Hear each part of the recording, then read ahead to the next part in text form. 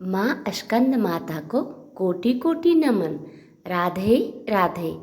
आज मैं आप सभी को चैत्र नवरात्रि के 5वें दिन माँ स्कंद माता की पौराणिक कथा सुनाने जा रही हूँ।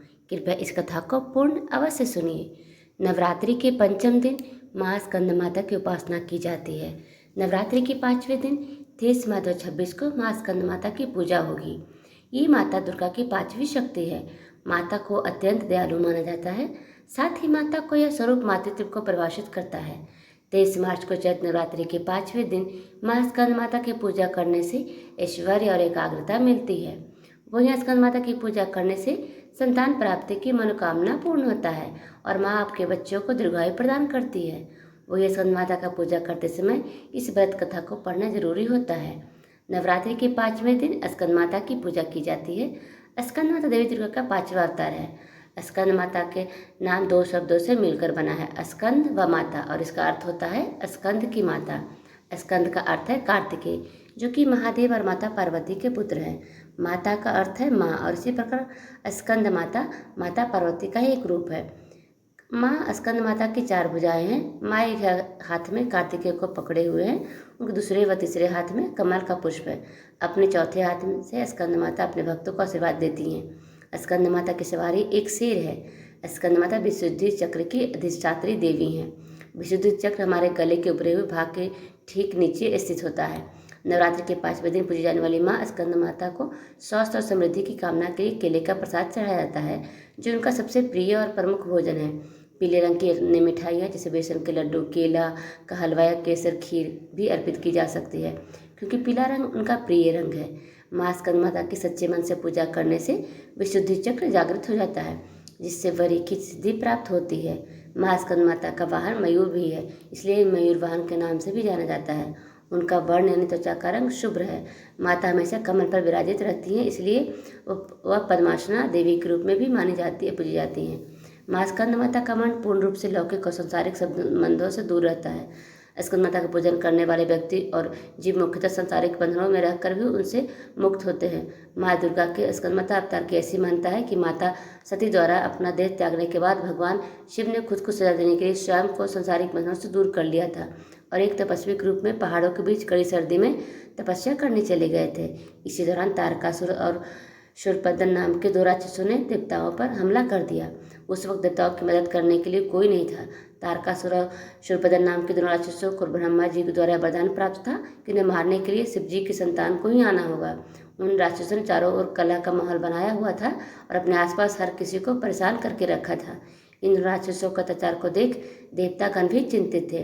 तब सभी देवतागण भगवान विष्णु के पास गए और उन्हें अपना दुख सुनाया, परंतु विष्णु जी ने उनकी कोई मदद नहीं की। विष्णु जी से मदद न मिलने पर देवताओं ने नारद जी के पास जाने का सोचा। उन्होंने नारद जी से कहा कि यदि वह माता पार्वती से भगवान शिव के पति के रूप में पानी की तपस्या करने को कहेंगे, तब शायद भगवान शिव उनसे शादी कर लें और उनके मिलने से महादेव की संतान जन्म ले, जो वह उन राक्षसों का वध कर सके।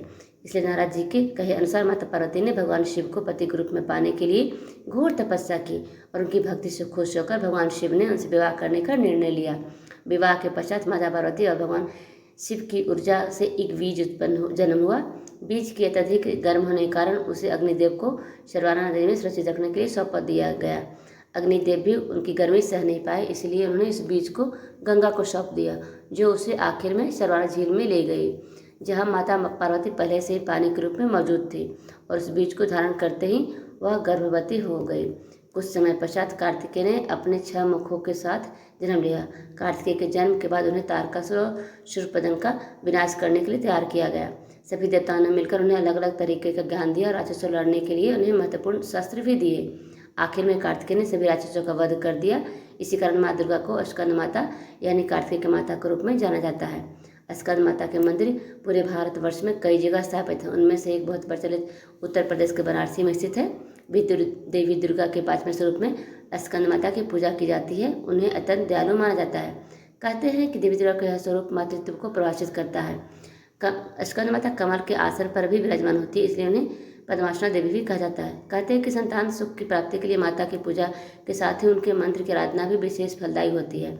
माता की आराधना का विशेष मंत्र ओम देवी स्कंद माताये नमः, अर्थात ओमकार स्वरूपी स्कंद माता जो कि अपने भक्तों की समस्त इच्छाओं को क्षण भर में पूर्ण कर देने वाली उनके चरणों में बारंबार नमस्कार है।